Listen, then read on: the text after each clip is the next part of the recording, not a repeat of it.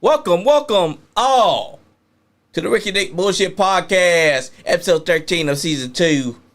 We're going to be talking about WrestleMania night 1 and night 2.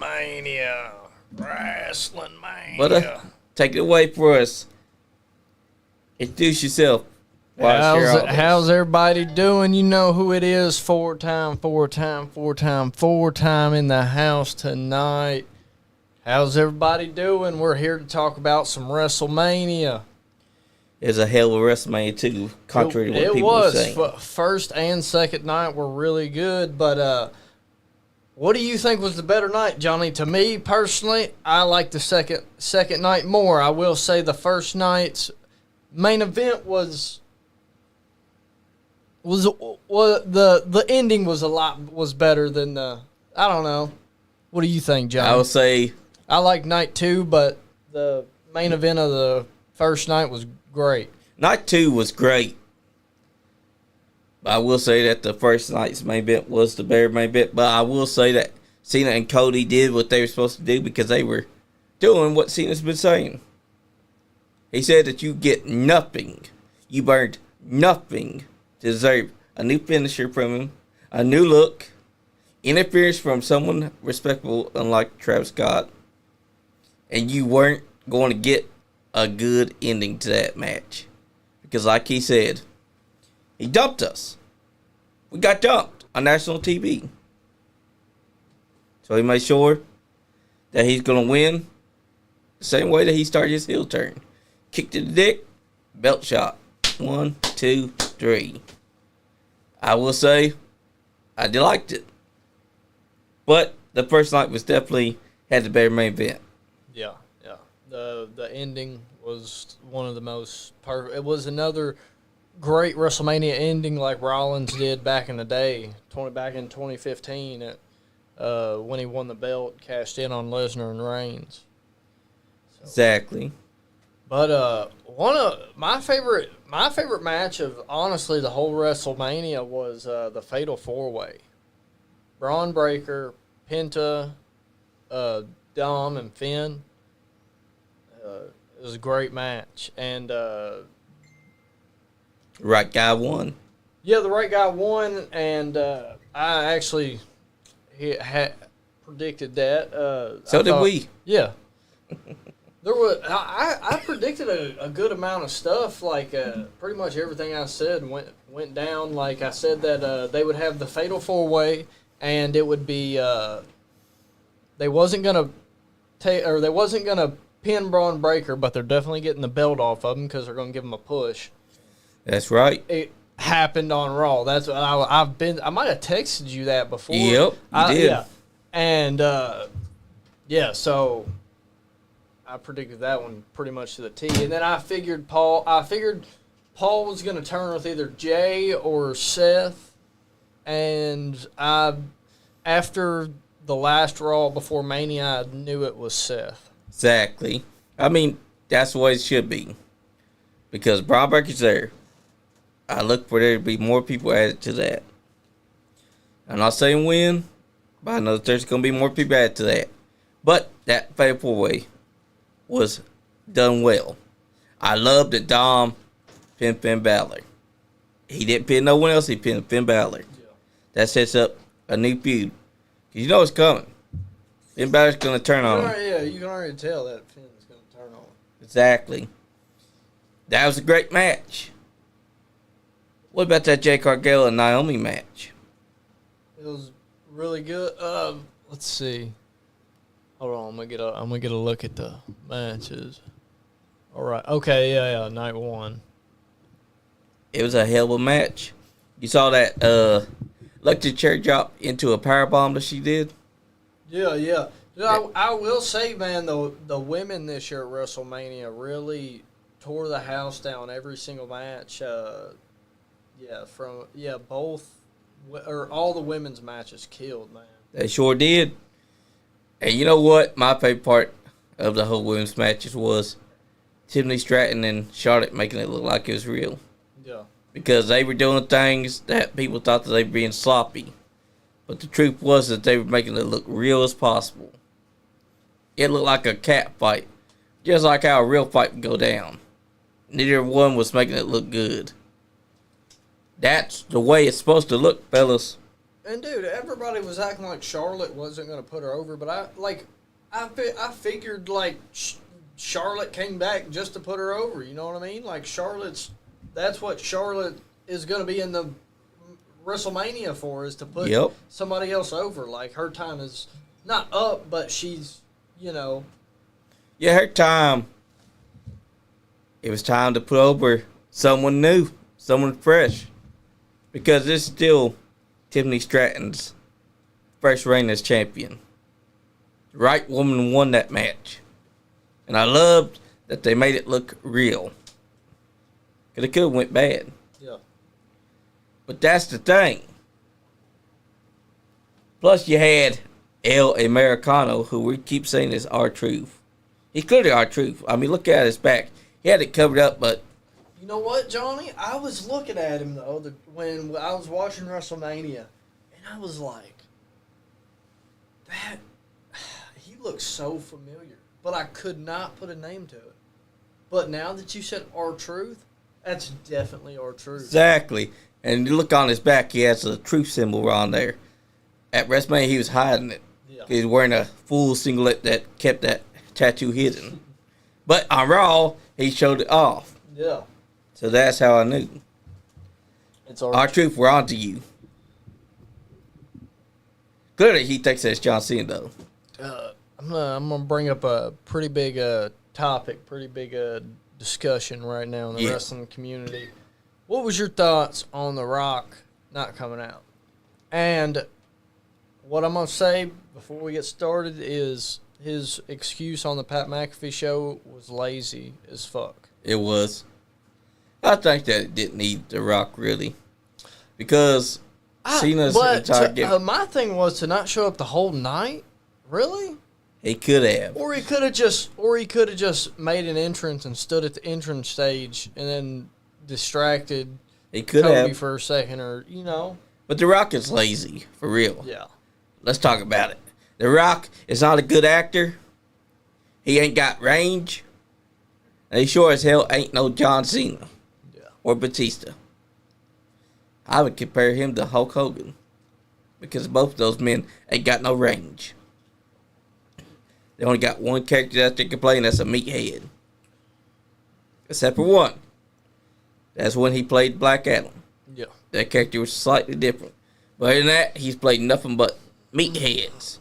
One of my favorite things, though, was the build-up and the promos between Cena and Cody. Dude, when Cody dropped the line about Cena in Hollywood or selling out to the... Oh, dude, that was crazy. Oh, exactly. That was golden. He's going to get taken out by the Illuminati now. Yep. Because Cena's now part of that Illuminati. Yep. The Rock's part of it now. But The Rock's lazy that he won't even come out to show that he's part of it. That's what I'm saying. Like, it's his show, and he didn't even, show up at all. Like, that was just stupid to me. It is. And to build it, not to say, they built him up to come to WrestleMania, but, if he's been on shows and been in storylines, he should be at WrestleMania. He was just on the last pay-per-view. He should be on exactly. And him going on to that Pat McAfee show and talking like that was stupid. Yeah, it was lazy. It was a lazy excuse. He's a lazy fuck. I'm sorry, but the guy that calls himself a megastar is not good. Yeah, he can cut promos, but his wrestling was never that great. The Rock? Yep. I don't know. I like The Rock. The Rock's all right, but he proved that he's lazy fuck. Sure. So I'm taking him down a peg.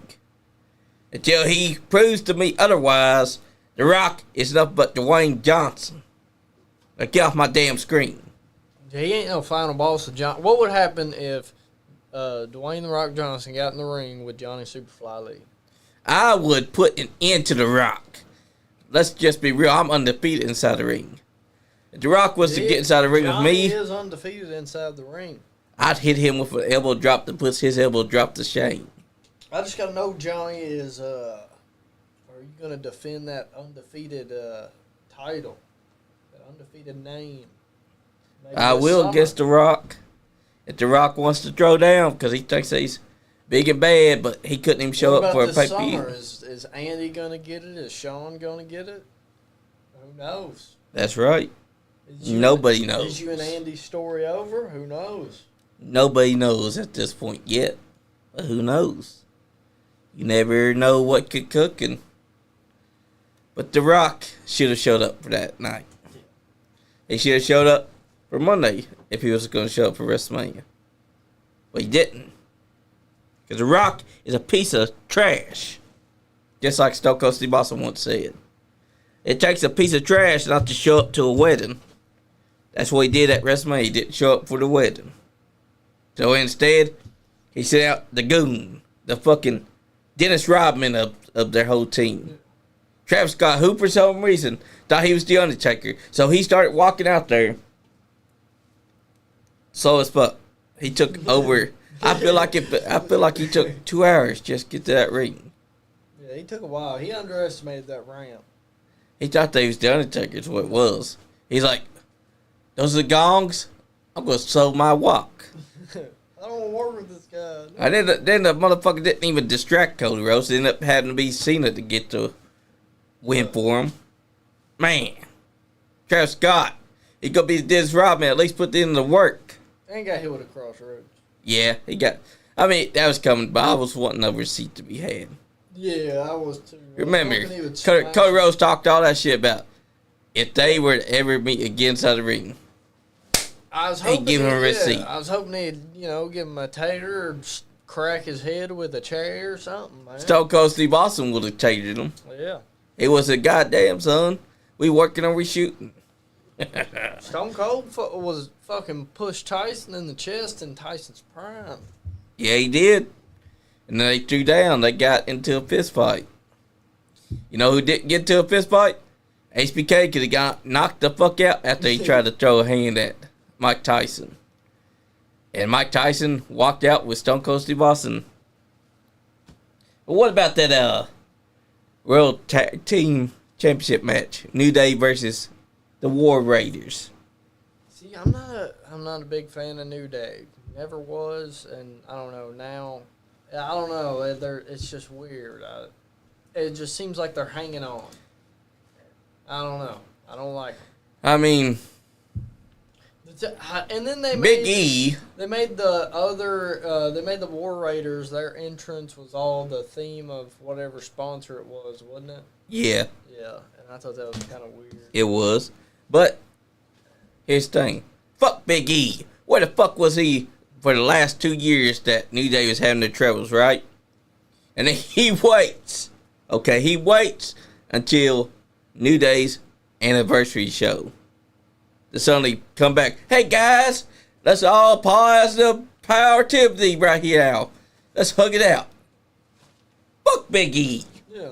Where the fuck were you the last 2 years and 3 years just because you got your neck broke? You still had plenty of time to come to New Day's defense any other time. And you chose until they had their anniversary. And they've already had problems. To show up and be like, let's hug it out, guys. Fuck Big E. I like this heel New Day better than the old heel New Day. Because they at least are just being smug pricks. Because the other New Day, when they were heels, they were doing bootios and pancakes and all that trash. Not this New Day. They won the tag team titles and they've been assholes ever since. Man, I want to take a moment and I gotta ask you, what are your thoughts about our guest that was supposed to be in here last night? We'll get you back on, Mr. Stan Sierra. You're still the man, brother. What do you think about the legendary greatest title run in Kentucky wrestling history? What do you think about that ending? I think that was a very well done milestone. He carried the title for a long time. And for it to end. On? What? Do we get the match on here? I don't know. It might be. But I think that there's no better person to lose it to than Marty Clay. Shout out Marty Clay. The new Appalachian Mountain champion and our guy. They just released, or they just came out with a new belt, I believe, new championship title, and that thing's gorgeous, man. One of the most beautiful championships I've ever seen. I saw it. It's a great championship that they unveiled for him. I think there's no better person to have that for him than that. Hold up, we're looking for the match right now. Oh, look at that. Those are some great matches that went down. Trying to find the Weekend of Champions from. Oh, okay, hold up. I don't think they got on here. But they do got like this. Watch this heart punch. He killed this man, B. Oh. But he also got unmasked by this man. I heard about that. What do you think about that? What's your thoughts on that? It was wild. I thought that I would never see Zodiac, the monster, the mystic, remove his mask. But here we are, 2025, and that's exactly what he did 2 Saturdays ago. Like, that was crazy, because here he is stomping a table onto the guy after he put him through it. With his mask on. Yep. And then he grabbed the trash can and watch this. Beats the hell out of him with trash can. What did Mystery do to deserve that? Yeah. All he did was pick a fight with you. But yeah, I upload these for them too. Like, you missed a hell of a ladder match as well, Bmoney. Look at that. This is what you call classic wrestling here.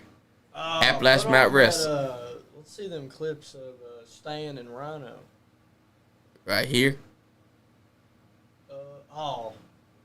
Here's Marty Clay and Yep, he out-muscled them. Yeah, were they tagging? Yep, they were. Against Rhino, Marty Clay, and Zodiac. Oh, shit. That was months before the whole Weekend of Champions. Hell of a time, too, B-Money. Golly. Rhino's a monster, man. Yeah, he is. Especially in person. Like, I watched him in person, I thought to myself, that guy is a beast. But see, that's the thing. You never know who you might see pop up in WWE in the future. Yeah. Independent wrestling is where it's at. These are the next, the next guys, really. That's right. These could be who's on TV next. You never know, honestly. Exactly. Just like how Jey Uso defeating Gunther. What was your thoughts on that? Knew it was going to happen. A weak finish. How you going to choke out Gunther? He choked him out in 10 seconds. 5 seconds. Hey, dude, the finish was just weak, man. It was. It was just weak. It was. Match wasn't terrible. Pretty good match, but ending, man, that was rough. Like, it just made no sense to choke out Gunther. Exactly. 5 seconds. It would have been better if he would have rolled him up or something. It's different if he. I guess then you have. Gunther can get a rematch. Yeah, but it's different when Eli Dragunov tapped out Gunther because he did a whole lot of beating the fuck out of Gunther's neck before he blocked in the choke. But all Jey Uso had to do was pin the man with a choking. 5 seconds later, Gunther's. I guess Gunther's weakness has choked him out. Yeah, apparently submission holds are his biggest weakness. Oh, we got Kyle Maggard and Stan here. Yeah, he turned on Stan. That is a turning point, B-Money. Did he turn on Stan or did Stan turn on him? He turned on Stan. And then he got beat up by Misery. Look at that. Oh, Tiger Driver. He killed Marty Clay. Yep, Marty Clay's dead. He broke his neck, B-Money. I don't know how Marty Clay won the title after that. It was a stroke of luck. Catch them turtles in the pond, man. He is a monster himself. You gotta be a monster to catch snapping turtles. Who we got here? Big Mama. What other match? Let's. What about that triple threat? Triple threat. Yeah, I'm not the biggest fan of CM Punk, but I mean, I will admit it was a great match. It was a great match, great ending. I mean, perfect. I called it. That could make it more perfect would be the Monday after Raw. Yeah. Dean Ambrose came out, or I mean, John Moxley came out. John Moxley be like, "Fuck y'all, I just want to bleed." That would be the icing on the cake. That's right. What I liked about the triple threat was that I called it. I said that Yeah. Paul Heyman was joining Seth Rollins, and the best way he did it, first they had him turn on CM Punk, then he turns on Roman Reigns. That is the perfect storytelling right there. That's Rip Rogers right there, by the way, with the red shirt. Legendary wrestler and trainer. Oh, we got Bobby Blade. Yep, doing his thing. I seen Bobby Blade the other day. Shout out Bobby Blade. Did you know that? Oh, let's talk about the Sin City street fight with Damian Priest and Drew. That was fire. Fire. Yes, it was. It was a knockdown, drag out fight. Is what it needed to be. Those are two just bad motherfuckers, dude. Just two tough ass guys that have a respect for each other, and they are so good at what they do that they can sit there and lay into each other and not get mad, not get frustrated, or give receipts. Like they're giving giving it to each other in a respectful, very like, let's have a good match. This is fucking, and that's how WrestleMania should be. Like WrestleMania, like they should be going all out, like making it as real as possible. Like that's the way it should be. Yeah. Don't forget also, Drew McIntyre took a selfie in the middle of that match. Still bored at work. Laugh out loud. Oh, That's a callback to the WrestleMania before where he said, "Still bored at bored at work." Laugh out loud. I don't know now. I kind of like Damian Priest won the world championship a little bit more than I did back then, but yeah, I still didn't like that. Yeah, exactly. But also, he was just a transitional champion. Yeah. I mean, the best part was that CM Punk was the reason why Damian Priest won. Yeah. It made sense to the story, which is always good. What about AJ Styles and Logan Paul? AJ Styles and Logan Paul. It was what I was expecting. Whoa, it's exactly what I was expecting. I mean, you got a guy like AJ in there with younger guy Logan Paul, but he's super athletic, and it just shows you how good AJ is too. Being able to get in there with a really young guy in the business and being able to do what he did. Exactly. And shout out to Logan Paul. I'm not a Logan Paul fan, nor do I like him like that. But he held his own. He holds his own every time he goes in there. And another thing I like is he looks better than half the wrestlers out there, man. That's true. He really does. Also, can't take away from Karrion Kross. Yes. Him being out there was a masterstroke of genius. Because he took the brass knuckles, he told Allen, use them, AJ. Use them. Think about the wrestlers inside the back. AJ win this match. And that's what cost him. Because he did not listen. And so, Karrion Kross was right. We already talked about the Intercontinental Fatal 4-Way. What about Randy Orton's surprise guest?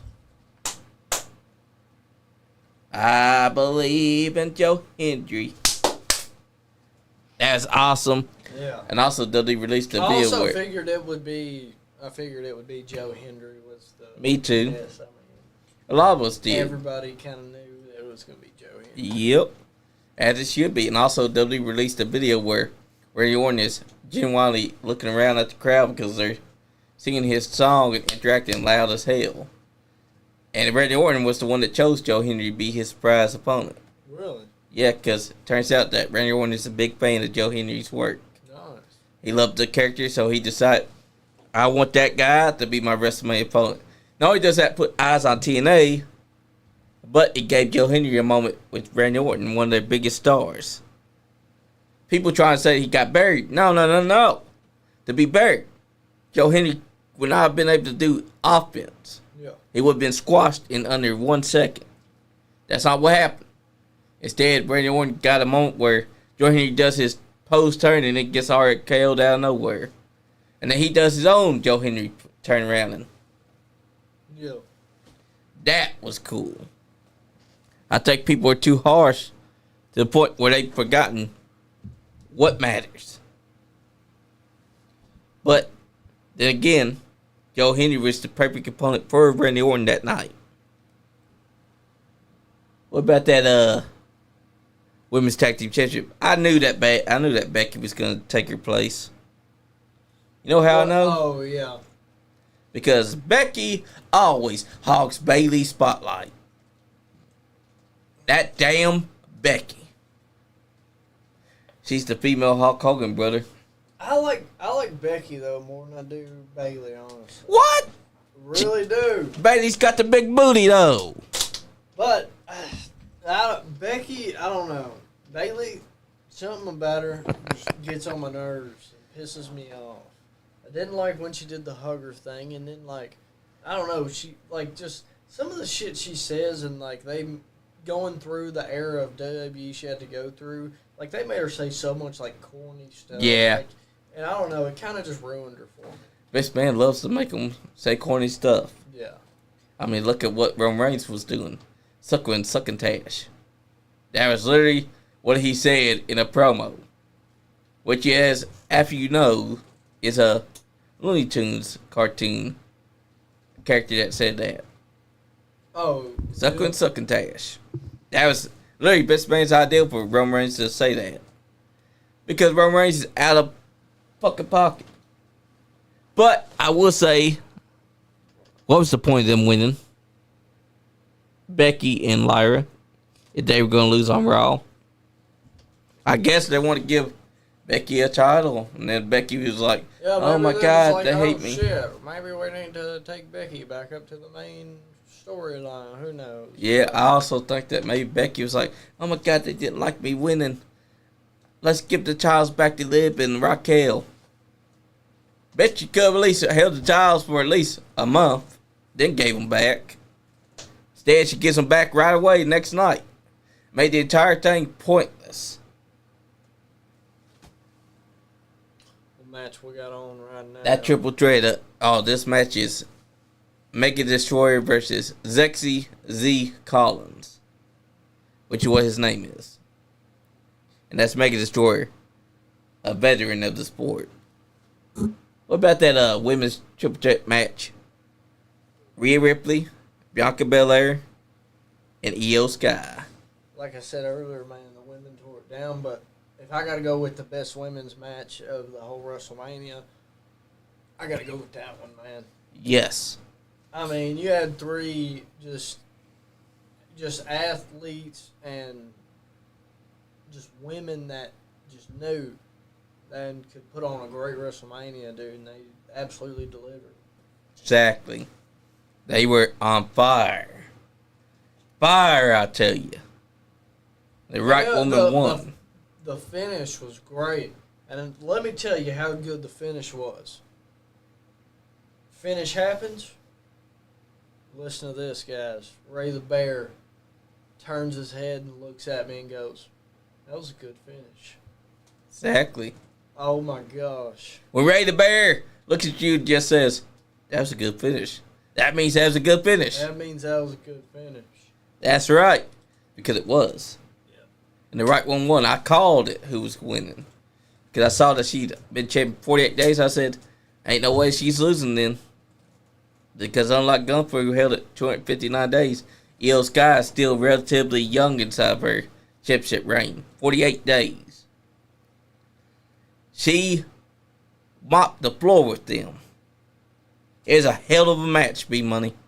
Hell of a match. It proved why the women steal the show every time. Man, one thing, though, that upset me about WrestleMania was there was no Chad Gable. I feel like they built him up so much. They did. And I felt like he was really going to be the next. I don't know, like he was next up. He was coming up, man. But you got to give it up to El Americano Grande because it was his time. He's a 20-year veteran, wrestled all over Mexico. He had to take Chad Gable's place because Chad Gable kind of messed up. Kept on saying that he was sick and hurt all the time. I heard Fandito and El fuck, like, what the fuck? What is it? El Americano Grande. I heard they were in the same wrestling class together. They were taught by the Blue Demon. And El Santos, an old school wrestler that kept his mask on all the way until the day that he died.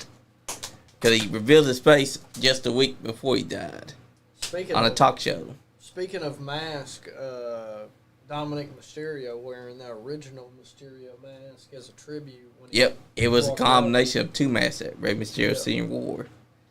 And that was fire. But like you said, the mask tried to take over him and tried to say, for the culture, do it for the Latinos. He did have trouble getting it off. I remember that. Yeah, because the mask tried to take over him. It tried to say, no, Dominic, stay on the mask. Keep the mask. Do it for the culture. The luchador. He finally got out like, no, I'm not wearing a mask. This was just for a one-time thing. Now, Johnny, and there's only one right answer to this question. Who took the best bump the whole night? Who had the best sell the whole night? That's hard for me to choose because we spent most of the time chattering while the show was on. I have to say that the best bumps were inside the Sin City street fight. Man, you're wrong. The lady that got hit by Stone Cold, man. Oh, my God. No.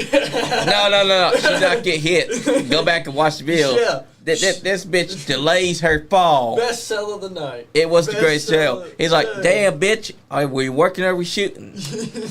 She waits until the barricade has been hit, and then you see her dramatically fall down. I wish that we had a camera where we could see what happens after she falls, because, damn, son, that was entertaining. Yeah, it took her out, man, apparently. But. And then later on, the same girl ran right into Dominic's cart. Yeah. Really? After the WrestleMania show, yep. Ran right into his cart when they were telling him to get out of the way and honking. Yeah. She was trying her best to get money out of that. Yeah. Sometimes it's crazy. Bro, what's wrong with people? Exactly. Wrong with getting ran over? It sounds like she wanted to get that lawsuit money. Stone Cold, man, dude, he was I thought what was funnier than him hitting that barricade though was the video of him trying to get up the ramp and he goes down, he goes the wrong way and gets basically stuck and has to back the 4-wheeler up because I was actually in the car when he came out. I had a full volume, had my phone set up, and the glass breaks. I was like, oh shit. And dude, it was like taking forever. Oh, it did. Yeah, dude. That's why you don't drink before you entrance. Yeah. It's clear that he was drunk off Steve Weisers. Or Broken Skull Ranch drinks. Them Steve Weisers will get you messed up. Should have had Poncho out there. That damn cat would have kept him on. Poncho him 2 solid ass cats. He would have made sure that Stone Cold Steve Austin made it up that ramp. But of course he forgot Poncho and Johnny Lee here, he's a solid ass cat. That's right. That's right. Poncho. WrestleMania overall. What's the other cat's name? I think he was named after Macho Man, wasn't he? Yeah. The Macho Man. Macho Cat. Hell of a cat. But that son of a bitch won't do no working or shooting with you. He'll just lay on his lazy ass. Poncho's the star, man. Poncho would whoop Larry the dog's ass. Farrell would get his ass whooped too, but Farrell unfortunately had to retire early. Yeah. It happens though. Fireworks kept on spooking them. Now, what about that John Cena and Cody Rhodes match? John Cena, Cody Rhodes, man, I'm always, Cody Rhodes has always been my guy, but I kind of knew going into WrestleMania that he wasn't going to win this one. But, man, shout out to John Cena for the 17th record beating Ric Flair, man. Hell yeah. He said what he's going to do, and that's what he did. He told us. He told us fans, you're done. I'm breaking you up with you. You're dumped. And they told us, you have earned nothing. You get nothing. And that's what he did. When he wrestled Cody Rhodes, he mocked his 5 moves of doom. He wasn't doing them like he was normally. He's doing it slower. He was doing it big man style instead of John Cena style. Yeah. I thought that was a stroke of genius. He's basically saying, fuck you guys. You ain't getting that John Cena no more. And then he worked a fucking slow ass style to fuck with us the entire time. I knew that he was playing that the whole time. But hey, it is what it is because now we got John Cena as a champion. And if people hate it, scratch your ass and get glad. Because I think that was the right move to make. Because think about it. We have not had a shakeup in a while. So him beating Cody Rhodes caused a shakeup. Because everyone was crashing out after that. Yeah. The roast of fucking WWE is a perfect example. Because that's the most horrible thing that they could have done. They allowed these wrestlers to be unfiltered, unsanitized, everything. And just say what the fuck they wanted. Now, Jackson, I'm looking at you. Dude, I don't... Oh, man. Did you hear what they said on the comedy roast about Nia Jax? Yeah. Oh, my gosh. Dude, so what is it? One of the comedians, he's a regular on the Tony show. Heathcliff. One of his guys. Yeah, one of his guys that's on Kill Tony said that Nia Jax's favorite sex position was 3-point stance. Oh, dude, burn! I can't. Dude, they better put it out. Like, why is it not out on? Like, you can't watch it or anything. There's only like some people in the crowd who got footage of it. Like, you can't actually watch. There's also leaks of what Nia Jax was saying about Charlotte Flair. Oh, what? Oh, was she saying it on there? Yeah, when during the roast, they have a leak footage of her roasting Charlotte, but it's not a very good roast. It's more like talking shit about her. Damn. Yeah. I guess Nia Jax was drunk as a skunk and decided, well, if this is a roast, I'm going to just say fuck this bitch and say whatever the fuck I want about her. Then again, I wouldn't put bastard because her and Charlotte have thrown hands before. Remember that moment where they were throwing fists because Charlotte Flair and her had a miscommunication? Next thing you know, wham, wham. Nia Jax had to whoop her ass because from our perspective, it looks like Charlotte Flair stops working with her. Yeah. Then after that, wham, wham, thank you, ma'am. She gets back in order. I think that's where that roast stems from. She's still pissed off that little Miss Charlotte decided that she was going to work with her. And now that it was a roast, she's like, fuck it. I'm drunk. I'm going to let this bitch know just how I feel about her. Now I want some footage or leaked audio of what Charlotte had to say. We got Nia Jax's. SuperFly, you got a comment. Yes, Maddie Fox. Yes, Maddie, I know. But think about it. Nia Jax had to have been hating Charlotte for this long for her to roast her like that. Yeah. Because she did not do a roast. It more like it sounds like she's airing her grievances about Charlotte Flair. I don't like Nia Jax at all, man. You know who did? Who? Benny Mac. Because he likes them hoes. Oh, look. Zodiac Unmasked. That guy looks familiar, don't he? I swear he sold me a car before with no motor.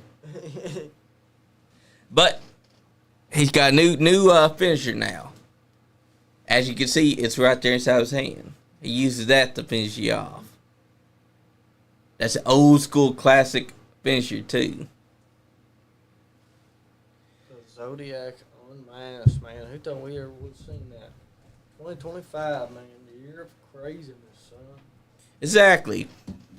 But then, I think Zodiac was getting to a point where he felt Clay. like... Shout out Marty Clay. Shout out to our champion, Marty Clay, Dead Man's Curve, a.k.a. the AMW champion. I think this is where he's going to get his AMW championship handed to him. Because look at that. Turn up the volume. I will, because now there's music out there. But Kyle Maggard was also in that match. He was. Very long, I'm going to add, but you came out victorious. I like how he conveniently... What we want to do here, wrestling fans, is AMW has spared no expense, Marty. What I want to do right now is I want to show you this brand There it is. AMW. What a beautiful title. Heavyweight Wrestling Championship belt, and we want to present that to our new champion. That's right. Fans, give it up for Marty Clay. That right there is a beautiful title. Bmoney. That's a gorgeous title. That title is beautiful. Hell yeah, it is. And so is the title on our table, which was defended by Icon Lee until Mark Clay beat him. Now Mark Clay is carrying the Monster Head Championship, our original. Can I tell you a little secret? Yeah. About the night before Marty Clay won the championship? Yep. So the night before Marty Clay won the championship, me and him was already celebrating. I seen Marty Clay out. We had a couple drinks. I was a little too out there. But yeah, me and Marty Clay, he was already celebrating the win, man. Hey, he knew that he was going to win. Yeah. That's what it was. Because Stan Sarah messed up. Because we're not one in wrestling. Don't put yourself in a position where a man can roll you up. And that's what he did. He put himself in a position where Mark Clay could just reach up and pull him into a schoolboy. 1, 2, 3. It's done. Also, they were a knock you down, drag out fight. I'll say that. That's a nice belt too. Yeah, it is. Oh, he's trying to go after our champion. Really? Lord? He's the Southern States champion of AMW. Look at him. He thinks that he's a Lord. That's what he is. But I think that WrestleMania did a lot good for wrestling. Because Joe Henry got to have his moment. Randy Orton got to do his thing with him.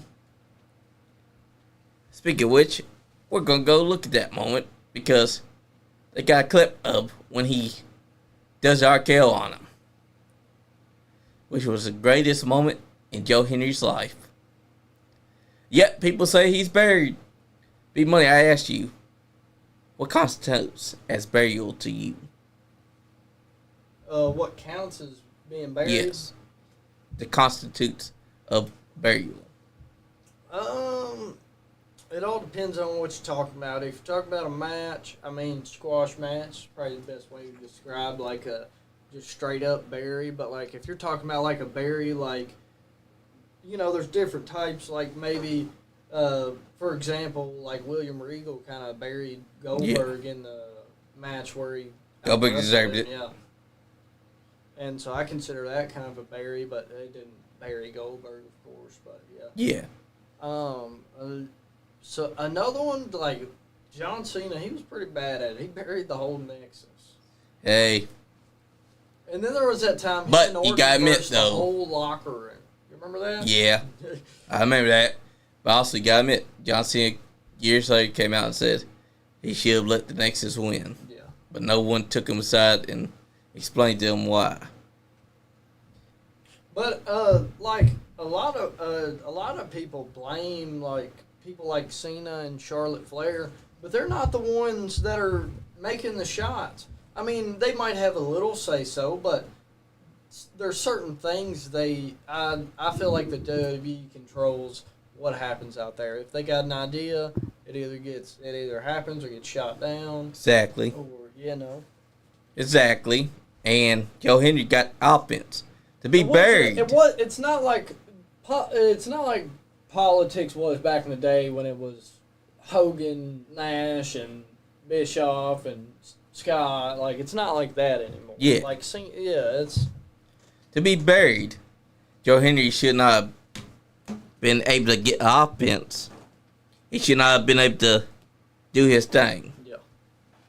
He got to have offense on Randy Orton and then get RKO'd. He's over like Rover because the fans were singing his song. And Randy also patted his chest. Joe Henry. Yeah. Because Joe Henry's the man. LA Knight losing the belt to Jacob Fatu, yeah, that was a hell of a match. hell of a match. I knew that Jacob Fatu was going to win because Jacob Fatu is the star. Jacob Fatu is dude, that's my favorite Bloodline member right now, man. Same. He completely destroyed Solo Sikoa. His style and just the way he is, man, is not the Samoan werewolf. He is a wild person too. And you can tell it's not a gimmick. That's him, and like he's got that he's got the Fatu, and he's got that Samoan, like, I don't know, the Samoan toughness. You know what I mean? Like the guys back in the day, like the Samoans back in the day had that Samoan toughness. Like Jay and them, Jay Roman, they sort of got to be like he's got it. He's crazy like Haku is. You know what I mean? Exactly. Like they're not crazy like that. But Jacob, man, he's cut from a different cloth. Exactly. And I'm excited. I hope we get to see Zilla Fatu eventually come. You know that Haku wasn't meant to be there, right? Oh yeah. When Jacob won, Haku, his daddy, was right there at ringside. He jumped the barricade because nobody's gonna fucking touch Haku. Yeah. I'm here to tell you, Get your fucking nose. Haku is the type of guy that once took tasers from the police and he sucked in his breath and had a second wind, and that it took over 20 or 30 police officers just to take the man down. Haku would have fucked them up. Yeah. But I digress. Shout out to you, Taz. Right here. It's a great moment, too. This not burying him, because he's giving him a shout out and everything before he delivers a RKO. It's just classic Ray. Also, you know what? Look at his trunks. That's a callback to when Randy Orton first debuted in WWE. He used to wear these blue trunks. Yeah. Yellow right here down the sides. That's basically what that is. I think that was cool of him. Now watch this RKO. Joe Henry. Don't do it, Joe Henry. Look away, Joe. And now watch. I love how he's just raising his hand. He's like, yeah, cheer this son bitch on. I was like, he's going to get him again. Yep. Because why wouldn't he? Oh! That's just classic Randy, though. Because if he did not get him, I want to see the moment. I mean, what did the fans want? Him to go out there and wrestle for the undisputed belt? I know, right? I mean, I know that's what you want, but you can't put... Yeah, you can't rush it. You can't put TNA's number one guy in the top spot. Yeah, you know what I mean? you basically... Unless we're talking about like if they did a crossover back in the day with like Prime AJ Styles, Yeah. definitely could have had him in a main event. But like, yeah, the quality of like, not saying TNA's bad now, but they definitely, they're not on the WWE tier. I wouldn't have minded Joe Henry, though, taking on a WWE champion. But it's too soon. I think eventually it could happen, but yeah, it's too soon. Damn, that shirt's awesome. It is. I also like that it says, say his name and he appears at WrestleMania. That means that they had this playing their best, because what Joe said was that they called him a week before WrestleMania. Like, first, Triple H texted him. He said, you got time to talk? And then him and Triple H had a conversation where Triple H asked him, how do you feel about being at WrestleMania against Randy Orton? And the rest was history. This was perfect. 'Cause look at that. Yeah, that's a stadium of people cheering his name. And it feels like just yesterday, like we was talking about Joe Hendry, and he hadn't even made the when he appeared the first time. Like, yep. Man, to see where he's at now is crazy. Because remember, the first time that we would see him, he appeared in NXT. Then, at the Royal Rumble. Then, NXT some more. And we never thought in our wildest dreams that Joe Henry from TNA as TNA World Champion would walk into WrestleMania with the championship around his waist. This is the difference between Triple H's WWE and Vince McMahon's WWE. Triple H allows this. And this was great. Because look, he's trying to choke some. Ray Orton's like, motherfucker, what you trying to do to me? This reminds me of the Hurricane spots where Hurricane would try to choke slam Stone Cold Steve Austin and Triple H. And they both look at him like, motherfucker, what you trying to do? Before whooping his ass. That was great. See, people try to say he's buried, but watch this. After the second shit, RKO. This is the perfect moment right here. Because Randy Orton's out of his frame. See that? He rode out of frame. Joe Henry turns and then wham. RKO. Wham. Got it. Perfect. It's perfect. Man. You know why? Because why would you have Joe Henry there and not doing RKO with him doing his turn thing? He's doing his pose, and then Randy Orton after that does his pose, which is a cut from the feed. Which they should have showed because that was a damn good pose. But this was awesome. We of the Nice Game Podcast predicted this, folks. We said for months that we'd like to see Joe Henry at WrestleMania. And we got it. And also, Joe Henry did a really good job on that sale. Everybody, I don't know, man. It was a great WrestleMania. I want to know, what was your number one favorite match? It's definitely got to be the triple threat with Io Sky, Rhea Ripley, and Bianca Belair. My second favorite would have to be the Sin City Street Fight. Simply because it delivered. It was supposed to be a knockdown, drag-out fight. But I have to say also... Man, Fatal 4-Way. Oh, it's on there. Yep. Look at that. That was awesome. Yeah. I love the way Dom sold that. But see, the right people were inside this match.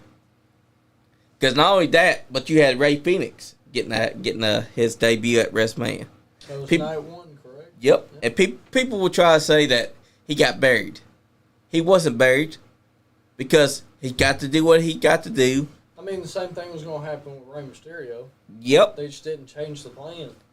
But it's awesome because also it means that he got his first ever WrestleMania.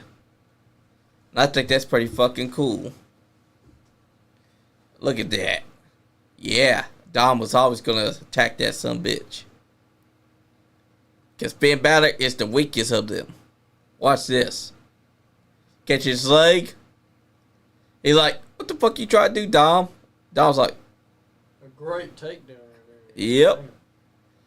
It almost made me think they was going to try to tear out Dom's arm from the shoulder. But then he pushed out.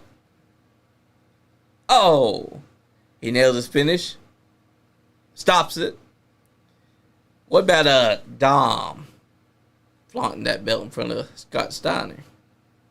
He literally said, he literally was backstage. He's like, I want to get a shot of this, get a shot of this. And then as Scott Steiner's standing there, he's like, you see this? Yeah, get a shot of it. Scott Steiner's like, you little son of a bitch.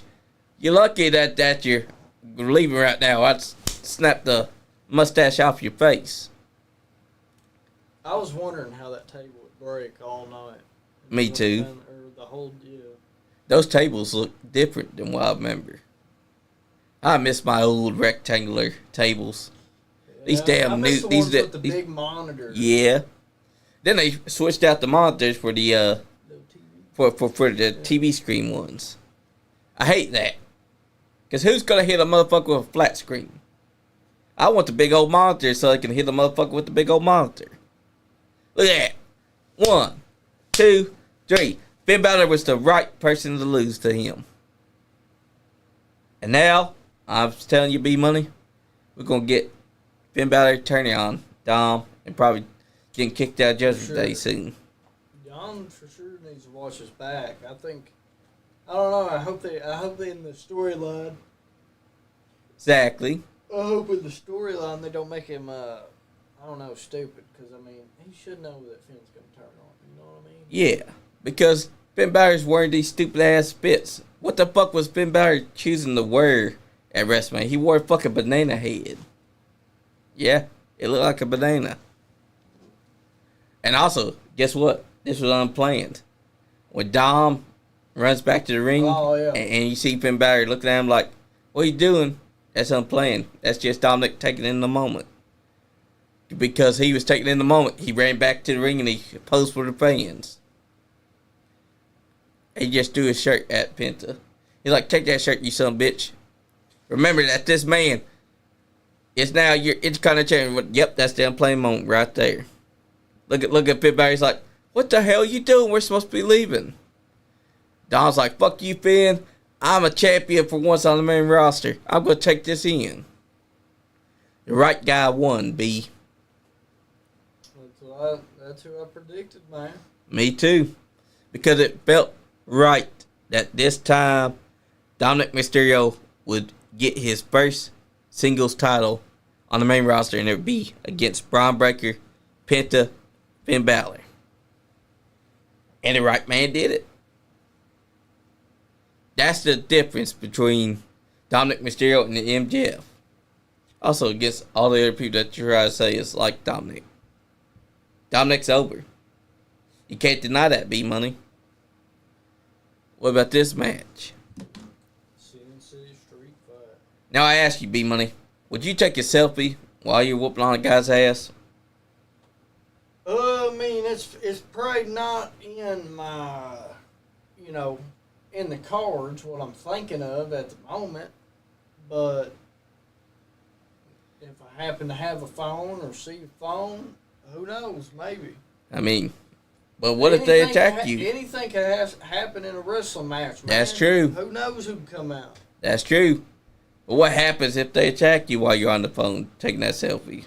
Then you got a photo of you taking a selfie with a fist coming at you. Now it just looks stupid. See? Yeah. Now it just looks stupid.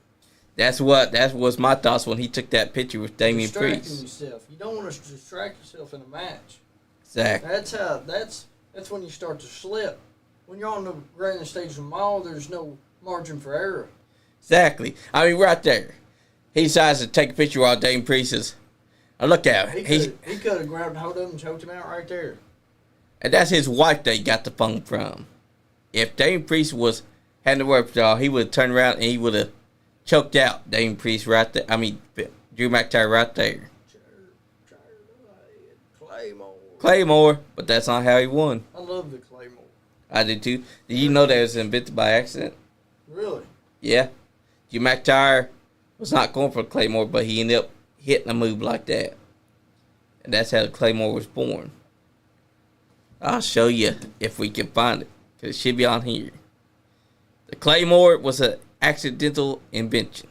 We're going to know the comment, Johnny. What? We're going to know the comment. What's up, Greg Kerr? He said, sounds like another 15,000 turnout for PP again. That's true. That is true. But see, this was an accidental invention because he did not invent it. He's going for, I think, a drop kick. But he ended up tripping and hitting the accidental one.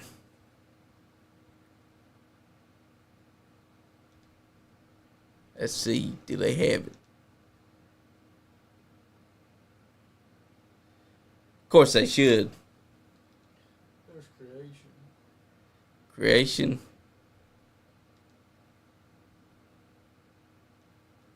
Where's that? Because I know that it is. Oh, wait, go back. Right here. Oh, that's it? Yep. Because this was the accident. Actually, no.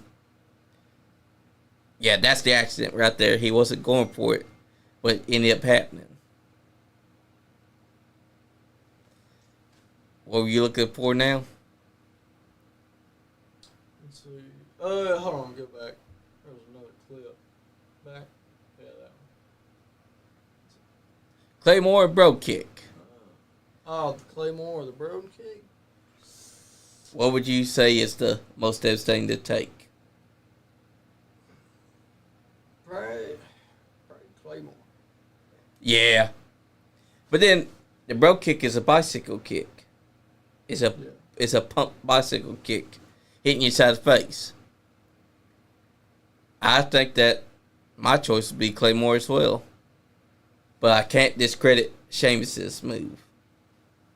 Because Sheamus fucking hit you hard with it. Now, what did you think about Seth Rollins and Braun Breaker joining teams? Well, like I said, I figured they'd give Breaker a push, and that's the perfect way to do it, is throw him in there with Paul Heyman and Seth Rollins, two of the best right now. That's right. Because Paul Heyman is a guy that you want to team up with. He's a Paul Heyman guy, through and through. Braun Breaker has done it right, B. And now, who would you say you would add to the group? Would add to the group. I'm trying to think. Because there's a lot of good names that could go. Honestly, I'd like to see somebody from NXT. Personally, you know who I think? Who? Alexis King. Yes. That's a little biased, but it would be cool. Yep, because we met Alexis King in person when he was at New South. Oh, look. Someone's wearing the Fiend mask with sunglasses. But here's the thing. This guy looks like a yellow fucking banana. I think he's trying to outdo Finn Balor's yellow gimmick the night before. Because he had a yellow, I don't know what it was, but it looked like a fucking banana. He had a yellow gloves on his hands. And yeah, I think it was like a caution or some shit like yeah, that. the caution is Naomi's, though. Oh, yeah. It reminds me of Owen Hart. Because he wore caution. Yeah. He also had danger inside the middle. And those were not Jay Cargill's nipples. I'm here to tell everyone they were pasties that you were seeing. Like everyone was tore up. They thought that they were seeing some nipples, Bmoney. Actual nipples. I think that you and me, being the connoisseurs that we are, we could tell the difference between pasties and a nipple. Even Sean John's first rolled pasty instead of a nipple. Boy nipples. That's what Sean likes. Sean likes. He's like, you're welcome. Nipple slip. I'm looking at it, and I'm like, I don't see a nipple. This looks like a damn pasty. Which it was. But there is one thing people have forgotten. When Naomi was down on her back, the camera for a split second was on her. And she did this. She lifted her top like this. And they never pointed it out. And my own thoughts are, that's a damn shame. Because everyone's talking about the pasties, but no one was trying to look at the nipples. Damn. I guess a bunch of virgins, they love pasties compared to nipples. It happens. I can't fault them, Bmoney. They're still virgins. They've never seen a woman in their day in their life.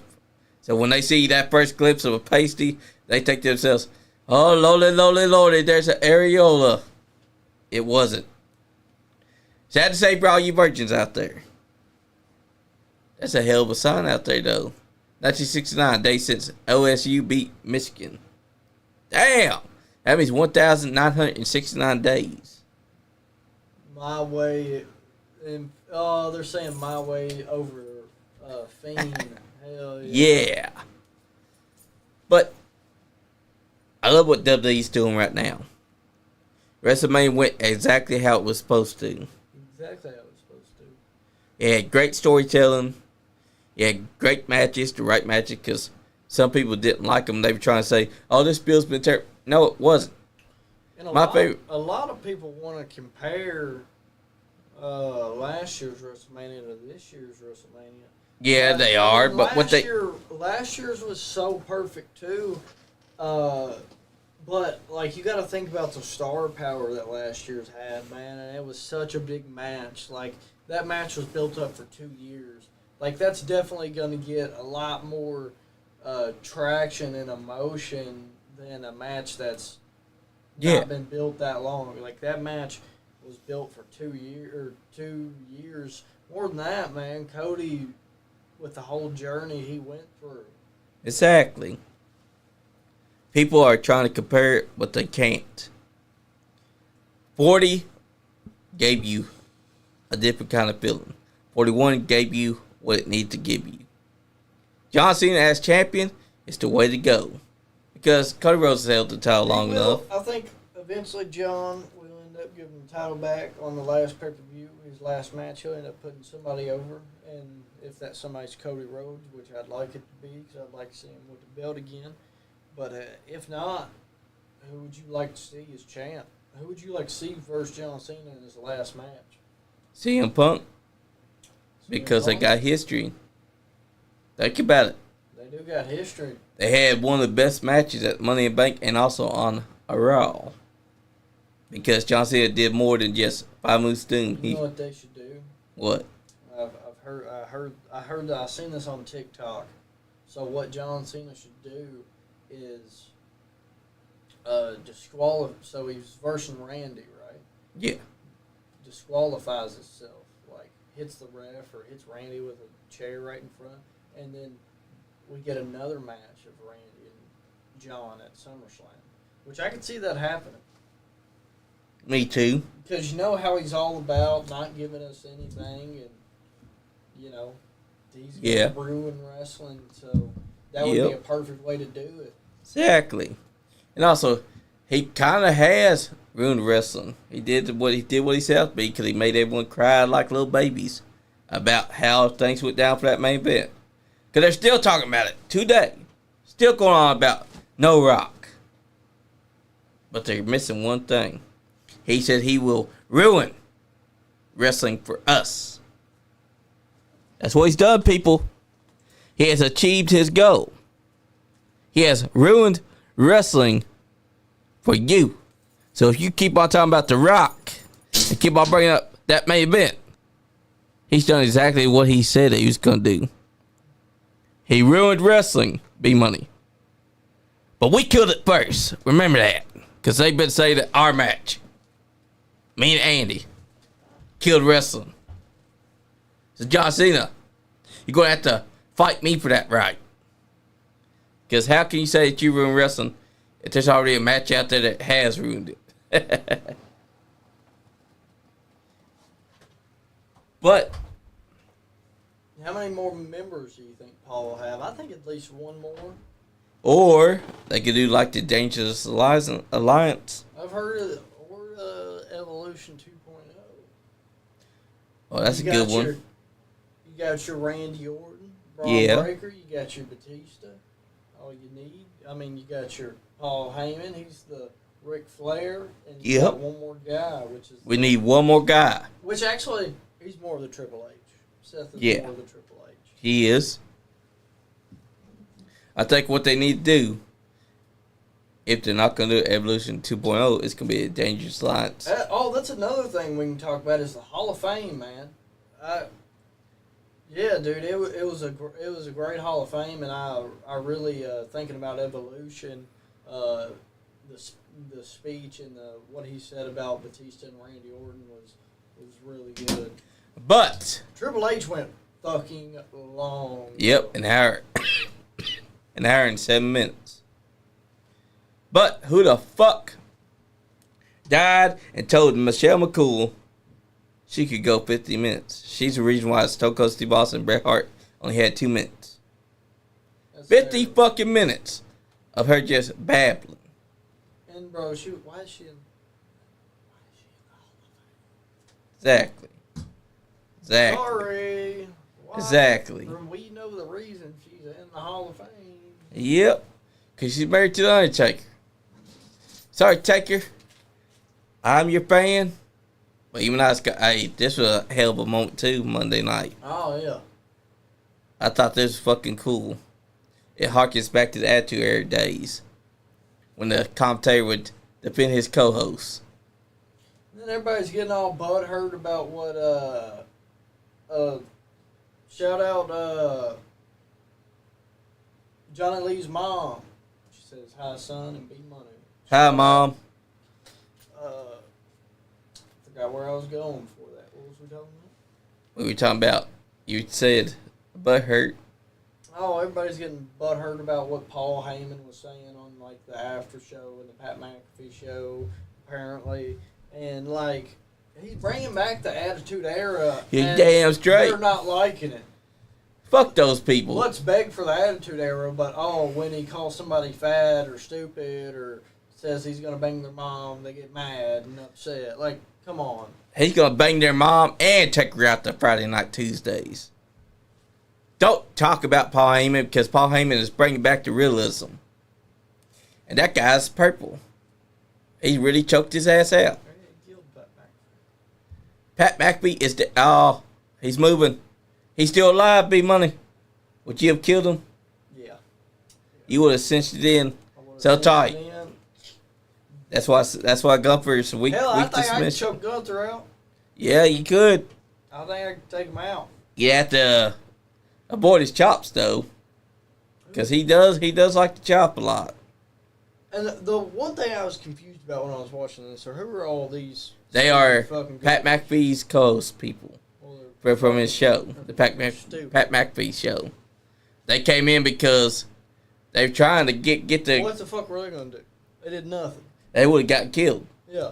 The security had to stop them. Let's jump the fucking barricade after he got beat up. That's Yeah. stupid. No.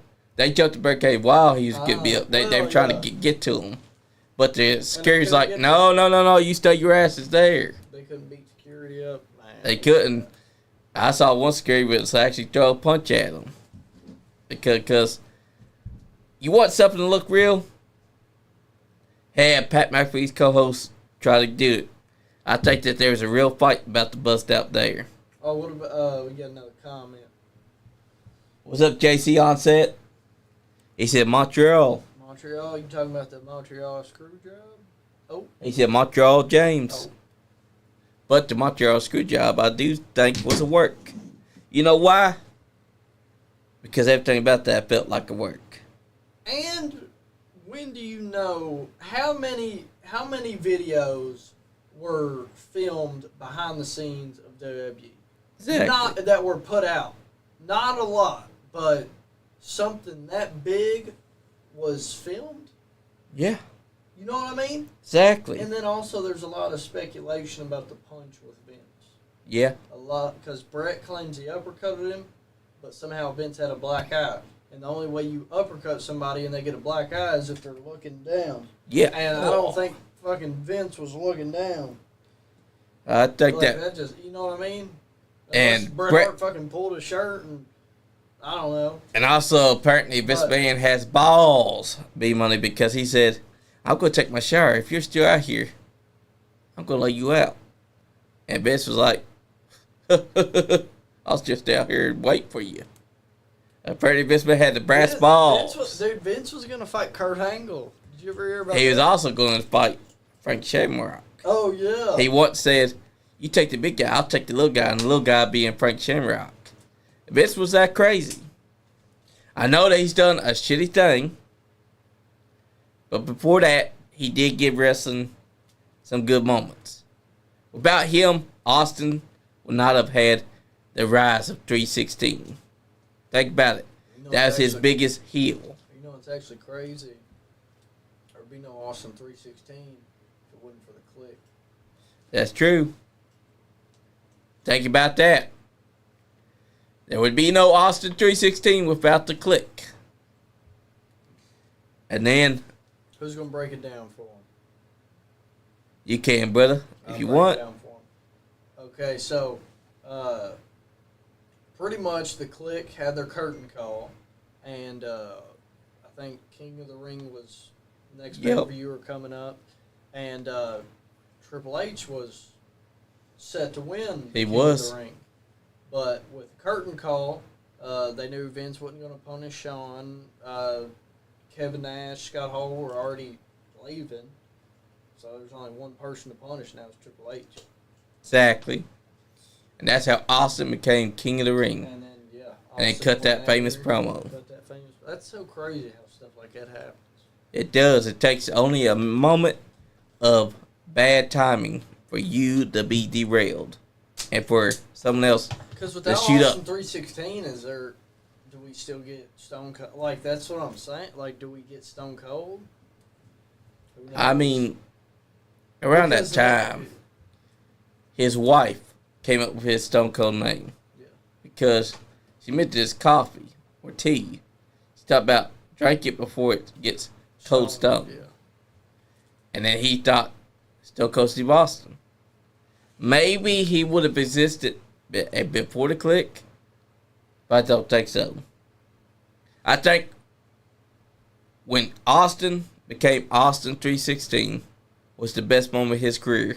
It's all thanks to the click in their curtain call.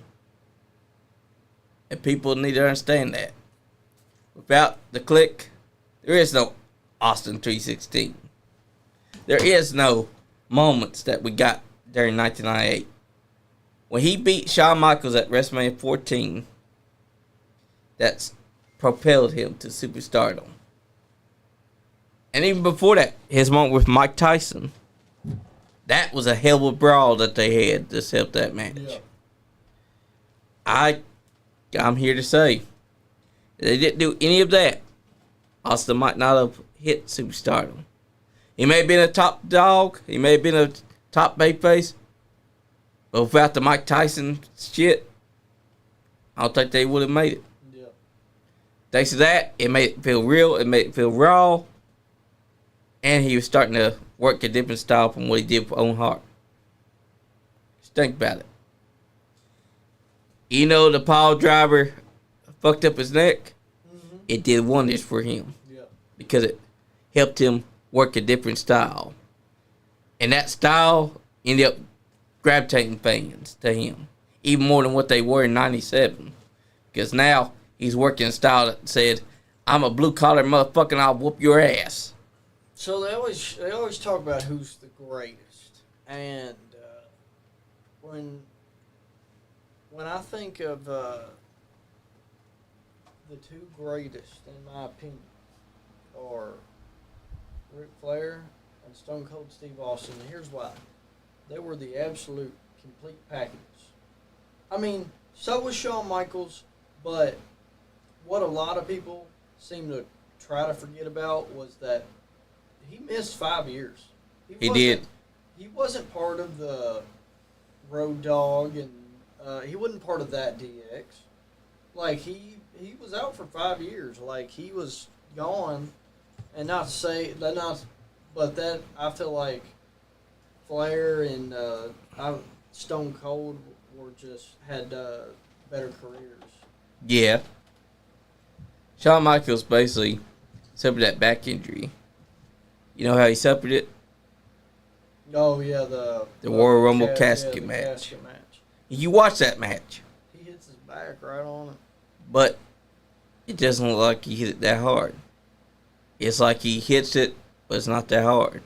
But it did lots of damage just for being small moment.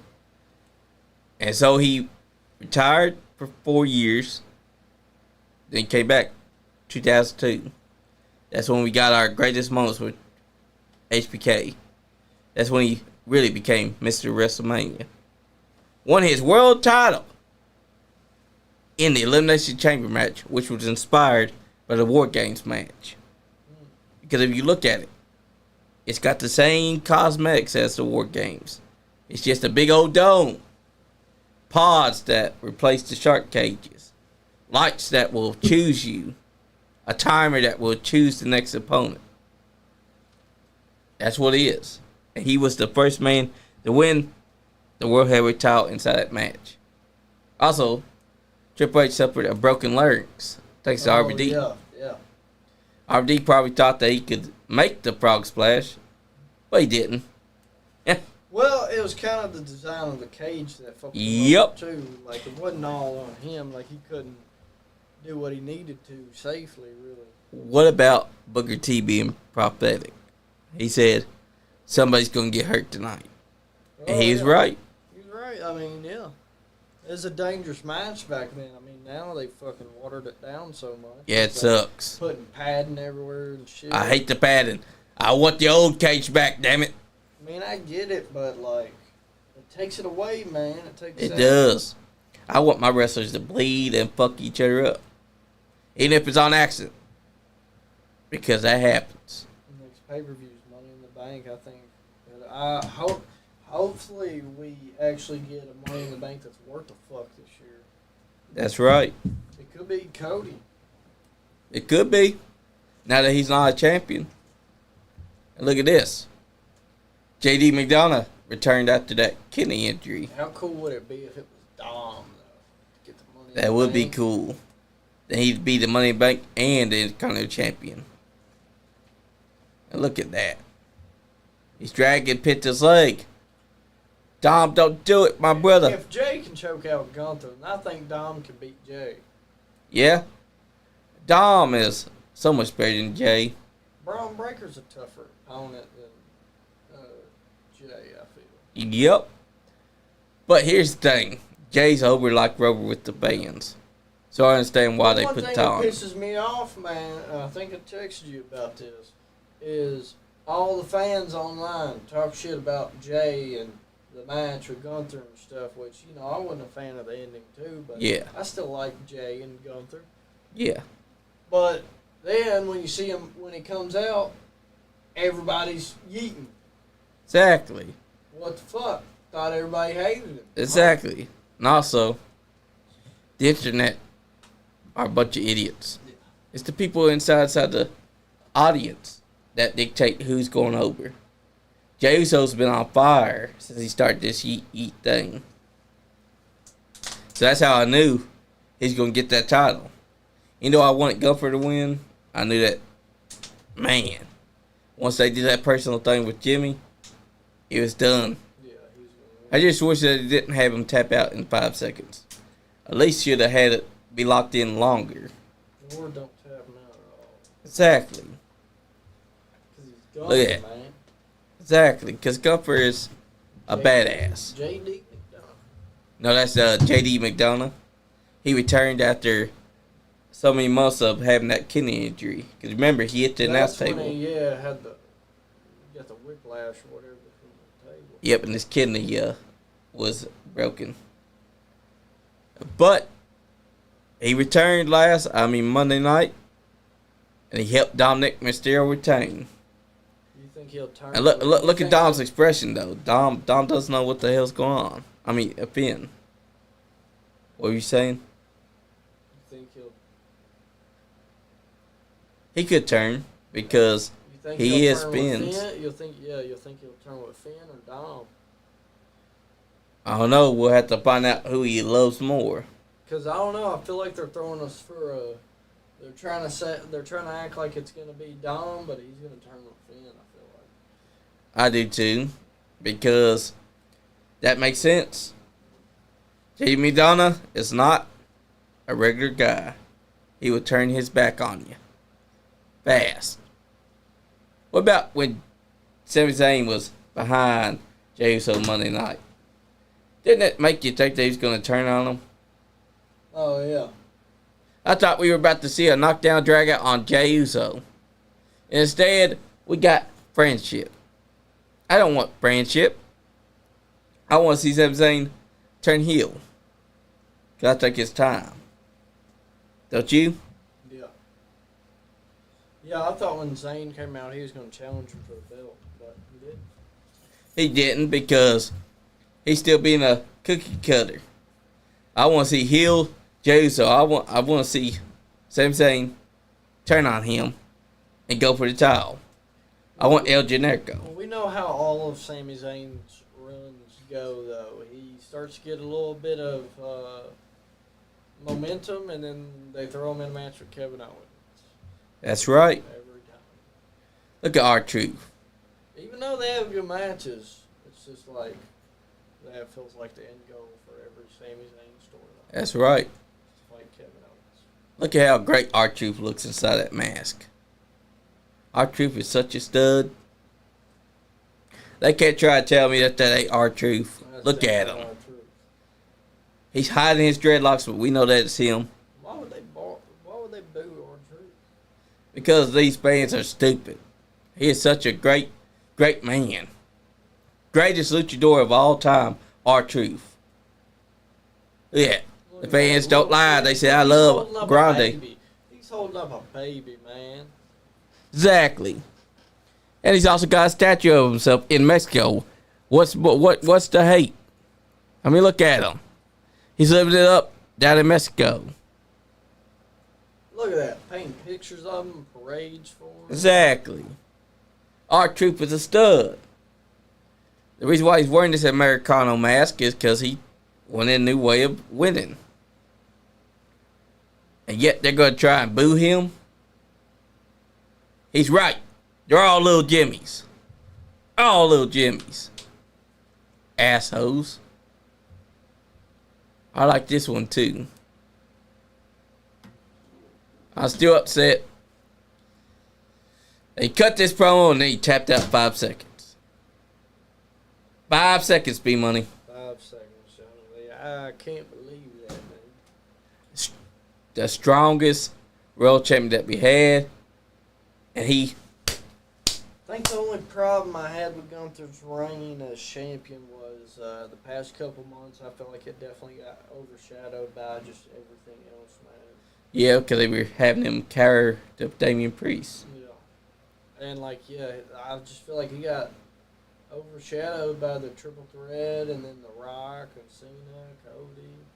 And, yeah, eventually they even just put him down to the opener. They were supposed to main event. Exactly. Which I thought was fucked up because now that changes the whole rule for who wins the Rumble.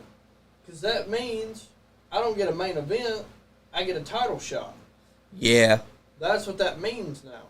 And they can't fucking, yeah. Exactly. Because WWE sometimes ain't consistent. But why would you make your world champion tap out in 5 seconds? Yeah.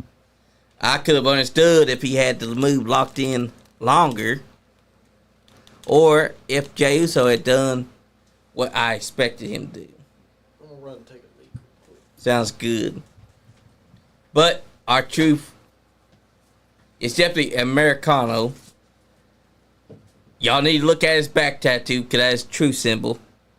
But I don't think that Gunther should have tapped out in 5 seconds. It makes him look weak. It makes him look pathetic. It should have been a better ending to that match. Because why would you make your world champion tap out in 5 seconds? Didn't even have the move locked in that long. And he's acting like he was locked in it for an hour. It makes no damn sense. And it's pretty damn stupid. Especially after he cut that fire promo on Raw. And then he goes on to WrestleMania and he taps in 5 seconds like it's nothing. I expected a whole lot better for Gunther's match. But it is what it is. Jey Uso's your World Heavyweight Champion. We can't change that. And that's alright. That's all I'm going to say. Make sure that Gunther is pushed to the moon. Because now where does he go from here? He needs to go after John Cena. After Orton. Gunther is a star. And Jey Uso should remember this. Gunther held that title for a long time. Now it's your turn to make that title mean something. But that's the thing. It all depends on if Jey Uso's got what it takes. Because he made my boy tap out in 5 seconds. But can he do something better than that? We'll have to find out by watching his reign. Because I'm telling you guys, tapping in 5 seconds does harm to Gunther's entire gimmick. His character will not allow it. And yet it happened. All because they want Jey Uso to win. Well, if you're going to have him win, don't make a man tap out in 5 seconds. That's all I'm saying. Let the man have his glory. Because Gunther should not be tapped in 5 seconds. And that's my point. But that's what they want, Bmoney. A 5-second tap out. 5-second tap out. Oh. To a weak choke. Man, Johnny Lee, to get off WrestleMania for a little bit, I want to know what's been going on with you. What's some plans for the summer of 2025? What's it look like for Johnny Lee? Well, for summer 2025, I'll think about doing a lot of things like going to strip clubs, hookers and blow, midget strippers, you know, the usual. Because damn, it's been a while since I've had a midget stripper in the studio. How long's it been, man? Since December. Damn. It's been a while. I gotta get my blow back. Gotta get my beer back. And I'm gonna have me a hell of a wild summer. Because, man, I tell you what. Once you've had a midget stripper and cocaine, you never go back. Never go back. Now, what are your plans? What are my plans for 2025? Well, Johnny, I'll let you in on a little secret here. Yeah. Just filled out the application to get my wrestling license for 2025. So that'll be coming in the mail soon. And you know what that means. Oh, man. That means wrestling training. It also means that when you're done, someone's getting their arm torn out of socket. Tell them what's going to happen. I want you to look that camera right there and tell them what's going to happen when Bmoney 4 times steps in the ring. When Bmoney 4 times steps inside the ring, I'm here to tell you, you don't want to let him get a hold of your arm, because if you do, he's going to put you inside arm bar and he's going to break your arm out of socket. And if he gets your leg, he's going to twist your ankle out of socket. If he gets a hold of your head, he's going to twist your head out of socket. Every part of your body is a weapon for him to use, because he's a 4-time state champion. And you don't want none of Bmoney. So I suggest y'all be on the lookout in this coming weeks, months, years. Johnny Lee, you know, you're one of the best knowledges for Kentucky wrestling I know. And I just want to know, who would you like to see me face in the future? I like to see you face guys like Mickey Midas, otherwise known as Mickey Mouse, or Marty Clay, Marcus Johnson, Cash Atkins, Ace Carmichael. The list of names is tremendous. I'd like to see you take on Omega, because he's also a knockdown, drag-out kind of guy. I'd also like to see you fight Jacob Ratliff. I'm just saying, in the future, y'all could be seeing the legacy of the Steele family right there taking on guys like Jacob Ratliff, Mickey Midas, Marty Clay, Cash Atkins, Ace Carmichael, Marcus Johnson. Hell, could we see Stan Sierra versus you? I'd love to eventually get in the ring with Stan Sierra. Hopefully that match happens before Stan retires. That's right. Which I know Stan's the man. He ain't going anytime soon, but who knows? Exactly. Also, let's not knock him down. He held the title for 1,200 plus days. That's not an easy feat, especially here in Kentucky, where we got a host of great talent. He held that title for a long time. You were saying? Yeah. Now to be fair, I don't know how it is to lose a championship. So, no shots at Stan, but I don't know how that feels. So I'm trying to understand and like feel for him, but I just don't. Exactly. Even though Stan's still a man. Exactly. Stan is the man, but he still lost his title to a roll-up of all things. What's that going to do to him? Do you think? I hope it's not. Do you think it's the downfall of Stan Sierra? I think it could be because when you lose the title, That does something to you, man. yeah, and that I'm messes not with your saying- psyche. I think that now that he's lost the title, he's going to be looking at himself and he's going to downward spiral. I hate to say it. Stan Sierra's going to downward spiral and go on a losing streak because he won't be able to let go of the fact that Marty Clay beat him with a roll-up. A roll-up. But let's hope that Stan gets back in there and can hopefully reclaim his championship, or at least be on the same level he was while he was the champion. You know what I mean? Exactly. But at the same time, think about it. He lost the title to a roll-up. That's got to do things to your head. So, if I'm his next opponent, to mess with him, I'd probably try to go for a roll-up early. Because you do that, you throw him off his game. Throw him off his game. He's gonna be looking for it the whole match. Yes, he waiting for it. will. But you're gonna be hitting him with other stuff. But he's still gonna be worrying about it because you threatened it in the beginning.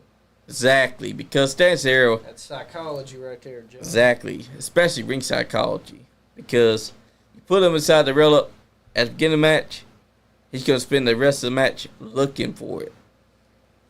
And that's going to be his downfall. Because he won't be seeing what you dish out next. But also, we can't knock him for holding the title for 1,000 days. Yeah, Stan, you are truly the man, the GOAT of Kentucky wrestling. Can't say you're the greatest babyface. But Nope, because he's the greatest heel. he's the greatest heel. He's the unapologetic heel. He will tell you that he'll deport your ass and he's happy about it. I hope one day I can be under the learning tree of Stan Sierra. That'd be a great tree to learn under. Plus, also, you got your dad. Just don't ask him to wrestle you. You might end up accidentally pulling his arm out of socket. And then he'll never let you He down hurt his for it. rib. Yeah, his rib as well. He's got a hurt rib right now. Or he's going to talk about you pulled his leg out of socket somehow. So back in the day when we was at wrestling practice one Yeah. day, and he wanted to wrestle one of the guys. He only played football. He never did amateur wrestling like we did. Well, I think he did it for a little bit, but he didn't know any of the moves still. Like, he barely did it in high school.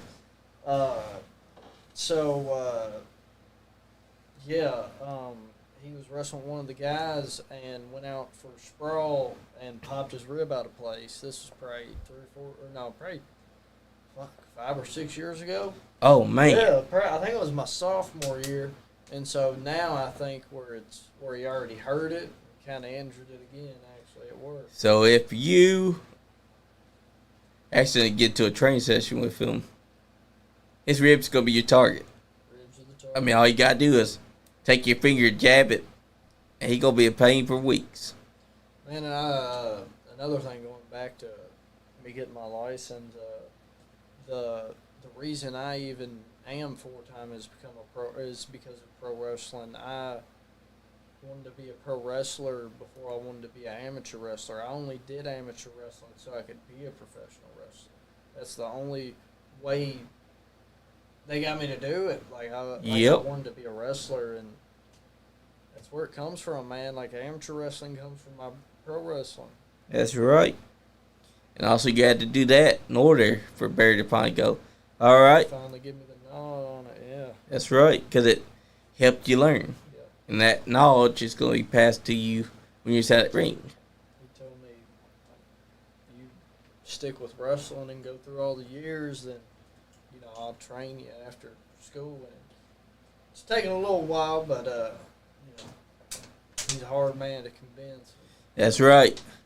Barry's the hardest man to convince. Although Donnie Green will say he broke his leg to stop him from keeping that title. He goes to extreme measures. Yep. Donnie Green still remembers that. But if you are his friend. Yep. If you are his friend, he's still going to break your leg.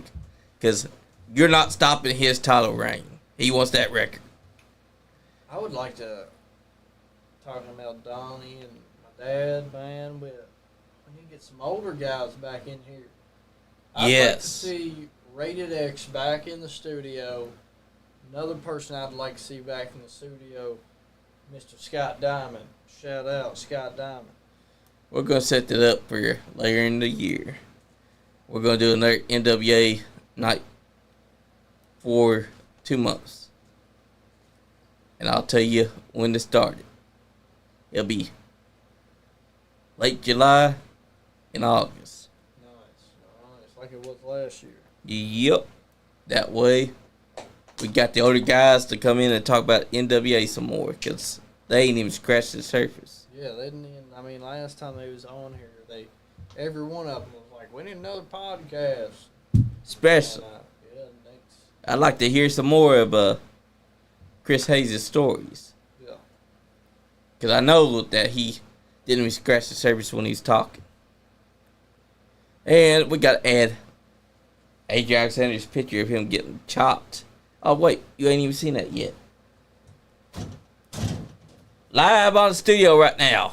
I'm about to show him. On the studio.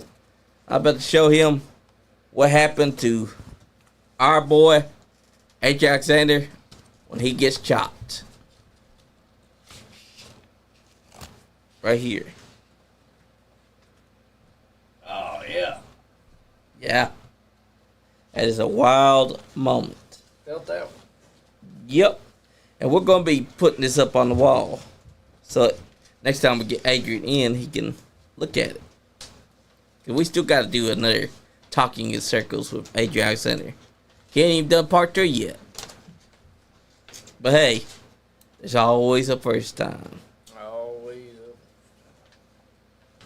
Plus, now that you're going to be wrestling, I think they all should be on lookout. I do too. Because one never knows if you might just make an armbar become your finisher. And the armbar just happens to break a man's arm socket because he won't tap out. Yeah. Just saying. You either going to tap out or your arm's going to be broken. I'd like to work a lot of submissions and a lot of my amateur wrestling, what I'm good at, into my moveset. Yeah. Do get the ball rolling. Like the Olympic pickup and slam onto the ground. Yeah. Submissions, I mean, are key to victory. I mean, Yep. not a lot of people use submissions anymore. I mean, there's your select few, but yeah, they're unexpected. Can happen at any moment. You can manipulate any part of the body. Submission, the possibilities are endless. Exactly.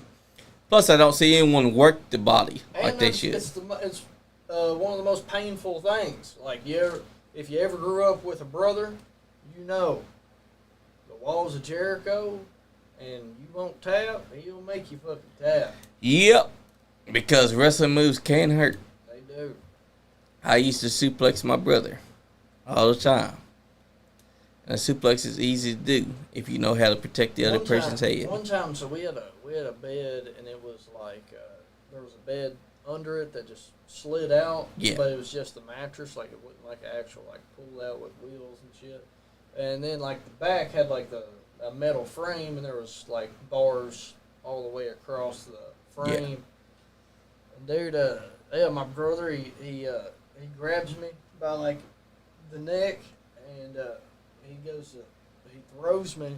When he throws me, snapped all the bars right through the bed frame. Oh, man. Hey, that just means that he's playing for keeps. Yeah. No, we used to have bangers, man. Knockdown dragouts. Knockdown dragouts. Of course, he was on the podcast at one time inside chat. Yeah. Talking shit, and then he came back and was being your fanboy. Man, I think that ship has sailed. Yep. I think this, He got scared. He got scared. That's what happened. I think me and him in the ring, that ship has sailed, sadly. Yep, because he ain't getting no training. And if he did now, you'd be working circles around him. Sorry to him, you just ain't the one. Now, if he'd been training before you, it would have been an even match. But because he got scared of you, he said, I don't want that smoke. I'm done. He left wrestling because he was not wanting to fight you. He knew you'd tear his arm out of socket. And he had to live with that for the rest of his life. That his brother broke his shoulder out of socket. Man. We robbed of that match, ladies and gentlemen. We robbed of it. He talked all that shit. Fault. I got my license now. That's right. And now you can start your training and all that too. Just wait till you actually do get training. Who knows? You might take to it quicker than a lot of other trainees, because they say someone that has been in collegiate wrestling takes to professional wrestling like it's nothing. Look at Kurt Angle. The man had not wrestled, and when he showed up, it was like he'd been there the whole time. That's just proof that Olympic wrestling can transition to pro wrestling. And I'm just telling you guys, be on the lookout for this guy. You might never know. And if you're a wrestler in Kentucky, Tennessee, anywhere in the world, you can come down and come get it any time. Come get you a piece of this ass, baby. That's right. I give you all you want. I give you your money's worth, baby. That's right. He'll whip that ass and send you packing. And that goes for every Send you to the stands wrestler. to go get you a fruit cup. Oh, that goes for everybody on the independent scene. When this man gets out of the ring, watch out. Because you might never know, you might be standing across from Bmoney. And you just might be sent home with your arm broken. That's all he's got to say to y'all. So be on the lookout for Bmoney in a wrestling ring. When, where, is wherever he decides. Now, remember, when you do get to that ring, I think a lot of them's going to be scared. Because wrestling is 9% intimidation. So, when you get to that ring, you want to make them thrown off their game. Intimidated at the fact that you could have ripped their arm out of socket. I say go for an arm lock right off the bat just to mess with them. Just like how we talk about stands here with the roll-up. Do that, your opponent's going to always be thinking that you're going to hit him with a lockup. But that's how wrestling is, though. WrestleMania was proof of this. Ray Orton chose the right person to be his guy. He loved it. He was literally looking around at the crowd as they were singing Joe Henry's theme song and taken back by such an amazing reaction. That's wrestling for you. I got a question for you, Johnny. Yeah.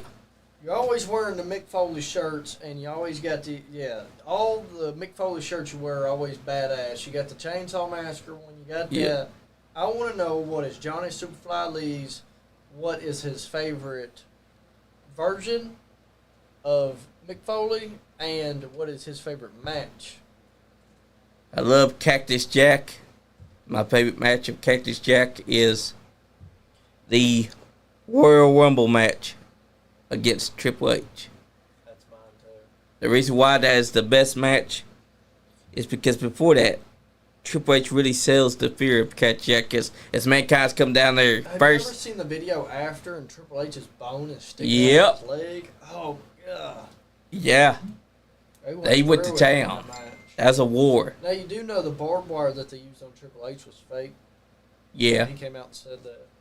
He Yeah. said that there was they had one under the announcer's table or whatever that was like gigged barbed wire, like it wouldn't wouldn't Yeah, the go bars barbed were wire. cut. And like they cut away and grabbed that chair and showed the other one when he hits Triple H. Yeah, which is fine. Yeah, which is fine because I totally understand not wanting to get fucking ripped He still bleeded though, I and he mean, still had yeah, thumbtacks in it him.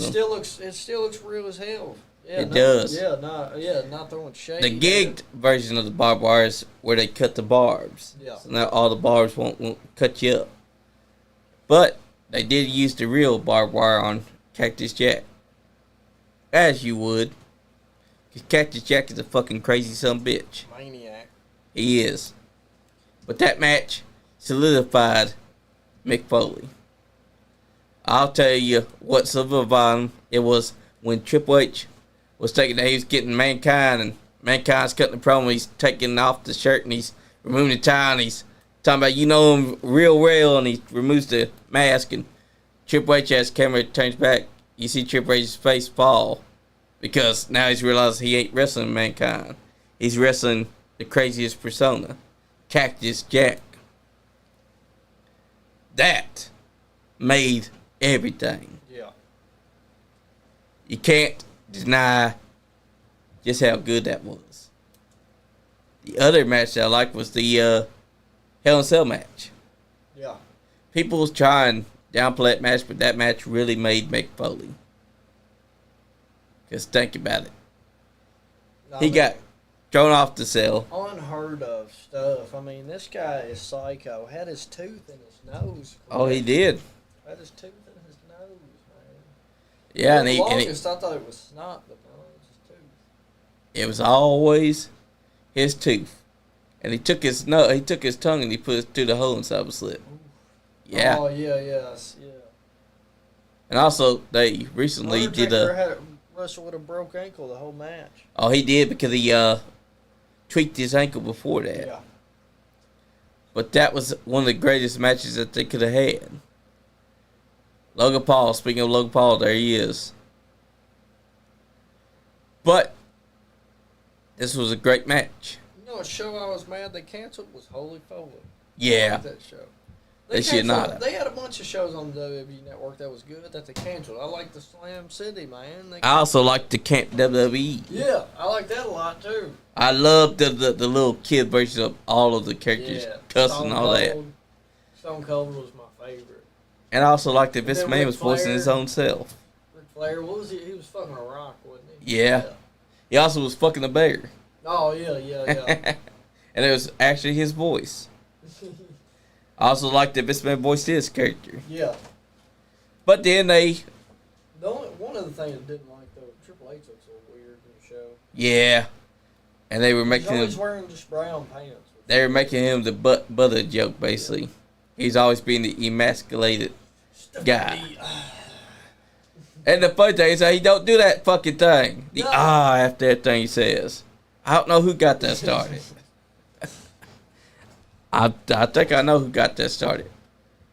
It's probably Edge or Chris Jericho.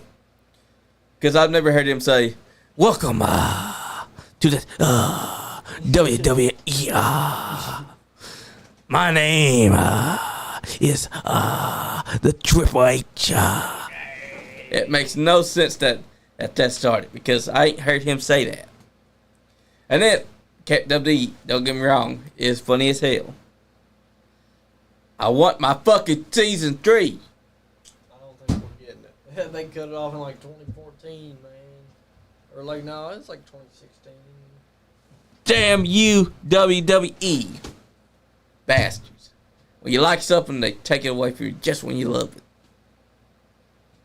Right there. We're watching footage of the match right Yep, now. with the thumbtacks. There's him in the tag. The barbed wire on the chair may have been fake, Terry Folk. but it was perfect. Guys, we're coming up on the 2-hour mark. It's been a hell of a show to talk about WrestleMania and independent wrestling. WrestleMania, independent wrestling. And Cactus Jack. Cactus Jack, of course. Definitely one of the shows that we do when we ain't got a guest. We tend to bring y'all discussions and get to know your thoughts. So guys, what I want y'all to do, leave your answers to our questions from the show in the comment section after we end this video. We will go back and we will read them. We'll make sure that next episode we'll mention who had the best answers. And if you're not having fun, You ain't getting none. you damn skippy. Hell of a show. Nice Guy Andy Podcast. What is up, guys? This is OVW's Big Whiskey, Jared Kripke. And if you are top shelf talent, then you'd be watching the Nice Guy Andy podcast. That's right. Top shelf talent approved. Hell yeah. Thanks, buddy. I'm gonna be his daddy. That ain't what your mama said. Anyways, you guys go on your little rinky-dink bullshit podcast. Ooh, yeah! Watch the Nice Guy Andy podcast. Those were expensive shoes, you know. Yeah, You they guys were. got down to custom made.